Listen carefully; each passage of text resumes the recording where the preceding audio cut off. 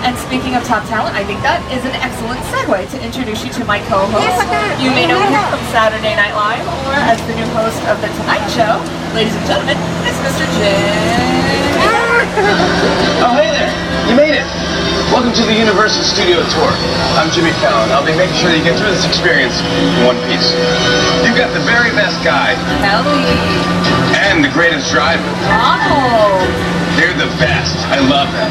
Even though Kelly. owes me $5. I know you guys are excited to go on the tour, but first, a few safety rules. That's right. We do have a few safety rules. First and foremost, when the tram is in motion, please remain seated. It's easy to fall off the sides if you're standing. If we hit a bump or take a curve in the road, we don't want anybody falling off the tram. Please don't today. Please keep your arms and legs inside the tram at all times. We do go through a couple of tight spots. There's no smoking on the tour. And if you have an emergency of any kind, a medical emergency, you drop something important off of the tram, or you're having trouble seeing or hearing on our audio and visual equipment, if you look up, you will see a cord that is running above your heads down the center of the ceiling of each car of the tram. In an emergency, you can reach up and pull that, and as soon as it is safe to do so, I will come back and assist you. And you're free to take pictures of whatever you like on the tour. Just be aware our tour does feature several water effects, so you might get hit with water when you least expect it, and your cameras might get hit, so just FYI on that. Alright, if you're traveling down our movie posters online, movie posters on either side of the tram represent just a few of the thousands of films that Universal have produced throughout the years. It's an exciting time to be here at Universal because we just recently entered our second century of filmmaking. It all started back in 1912. It continues an rich legacy to this day. Whether it's an old classic black and white film you've seen a billion times, or a more recent modern Hollywood blockbuster, it's very likely to be shot right here at Universal. And speaking of an old classic black and white film, I'm sure you can figure out this one. Ready for you, Miss Harrington. Thank you.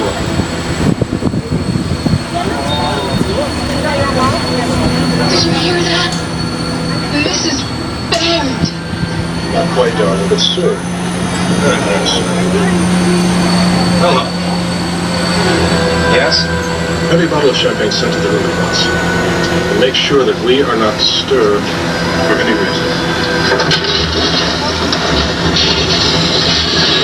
Jimmy Fallon, what are you doing messing up this old classic black and white film?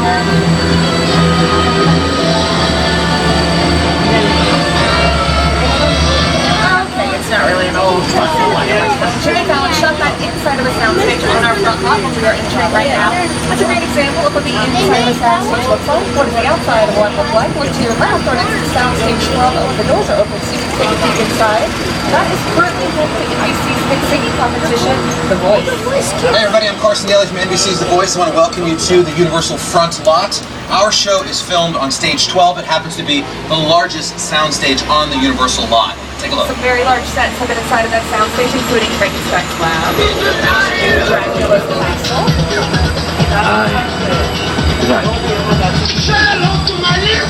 Scarface's Mansion, and the mission of Jurassic Park.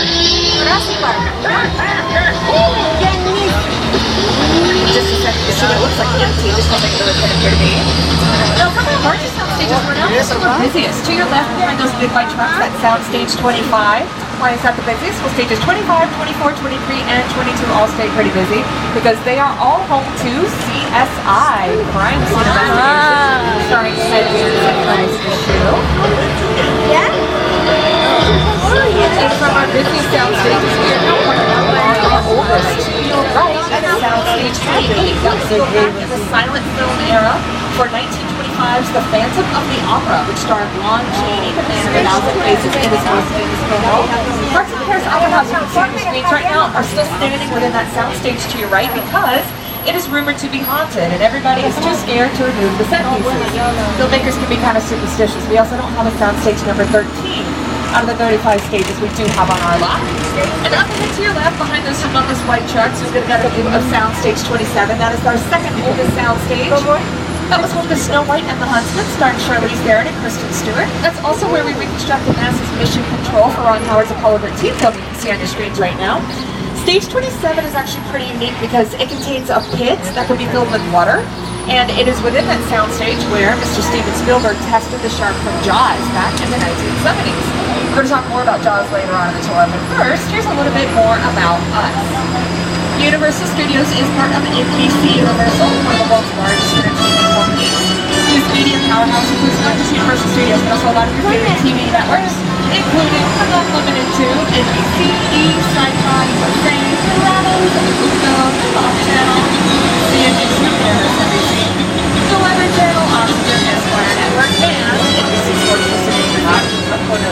first broadcast of the opening ceremony today. Here in New York World's Fair. We do broadcast some of your favorite TV shows. Other shows that shoot inside of sound stages on our front lot include Eve's Show for the Boxes, the Big Project, and a show that shoots to your right in sound stages 43 and 44. That's where we shoot Parenthood. Hey, oh!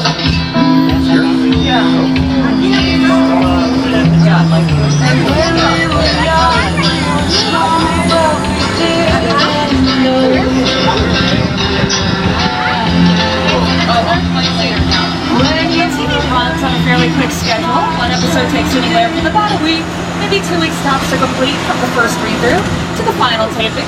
Film is a completely different story though. Film takes months, sometimes years to complete, and we need hundreds of people to help complete them. Where do those hundreds of people work? They work to your left in our cute little production bungalows. These bungalows used to be dressing rooms to Hollywood's top stars like Rock Hudson, Doris Day, Jimmy Stewart, Tony Curtis. These bungalows are now where Hollywood's top writers, producers, and directors come to work every day on the next big film. They're home to Hasbro to your left. They brought us Battleship and working on other board game and toy-related films. Make sure you don't miss Bungalow 5195 with a Hannibal poster on top. Look down into the door, you'll see a familiar portrait, because that bungalow used to belong to Mr. Alfred Hitchcock, the incomparable director of such classic films as Psycho, Rear Window, Vertigo, and The Birds. Bungalow 5195 is now home to the De Laurentiis Company, and they are responsible for bringing the evil Dr. Hannibal Lecter back to life on both the big and small screens. Their latest incarnation is Hannibal. It airs Friday nights on NBC. Congratulations to them. They recently got picked up for a third season. Congratulations to us, because we are leaving the front lot behind, and we are officially entering the back lot. Out here in the back lot, the world is literally around the corner at every turn. This is where we come to shoot our exterior scenes on a very large scale. And up ahead to your left, you can see a very large silk screen composite of a bunch of different buildings from a bunch of different cities. That's meant to represent what we can turn this area of our backlot into. These are our metro sets, so we have many metropolitan cities back here. In fact, we just have a few streets, but we can turn these few streets into any streets of any city in the world we need them to be. And a lot of times we call these sets our New York street sets, and Jimmy Fallon shot out here. Take a look. Everyone, welcome to New York. I got my start right here in New York on Saturday Night Live. This is actually my old neighborhood. Once got mugged over there by an old woman, tough lady. This is my favorite hot dog guy. Hey, buddy, how's it going? Remember me? No. Just like old times. Gotta love New York City. Hey, I'm walking here. Hey, it's cool, guys. I was just walking there. So it's not exactly New York, but a lot of times when you see New York in the movies, it was shot right here on the Universal Metro sets. If you can make it here, you can make it anywhere. Even if you make it here on the Universal lot. Shows like NCIS go on and How I Met Your Mother have shot out here. Really big films like Captain America, First Avenger, Transformers, Spider-Man, both the Tobey Maguire Spider-Man and the more recent Amazing Spider-Man. Now I paused the screen right here. I want you guys to take a look at the yellow building in the middle of your screen. When we pull forward in a minute, you're going to be able to see what that yellow building actually looks like. On screen it looks real. In person it looks very, very, very fake. If you're an art student, you may have heard of this term. It's a French term, trompe-l'oeil. It means fool the eye. That is just a really big wall painted with a mural that features a lot of highlights and shadows. So when you're up close to it, it looks really, really fake. When you're far away, the camera's down the street like it is on your screens right now, it looks pretty real. And as we pull forward, if you look down and to your left, you're going to see our adorable little New York street, one of our streets that we have back here. Any bricks you see, those are not real. Bricks or stones out here are either made out of foam rubber or fiberglass, and took them all the way down here to see that yellow wall and stuff like that. Now, our New York street sets are pretty cool, and there's a really good reason for that. It's because the creative design was supervised by none other than Oscar Award-winning director Mr. Steven Spielberg. Mr. Spielberg's not the only Oscar Award-winning director that Universal has collaborated with over the years, though. Another one is Peter Jackson. It's the original King Kong that made me want to direct movies. I saw that movie on TV when I was about 8 or 9 years old, and I wanted to become a filmmaker. I like films that just take you away from your real life and sweep you up on the edge. Kong literally does that. I mean, you're on board the ship, you're sailing to a lost island, you're encountering monsters and creatures from, prehistoric times. So I was thrilled when Universal invited me back to Star Island. It was great to have you along the ride. have created this 3D immersive experience, so you're going to have your glasses ready. Don't put them on yet. Just have them in your hand because we're about to return to Skull Island. Yes, everybody, just make sure you've got your glasses ready to go. It's also a good time to secure all of your personal belongings because once we go on to Skull Island, there's no telling what's going to happen to us in there. And if something falls off the trail, it's going to be really hard to get it back in one piece. And if you're planning on taking pictures inside of the boat, it's not recommended. I promise you the pictures are just going to turn out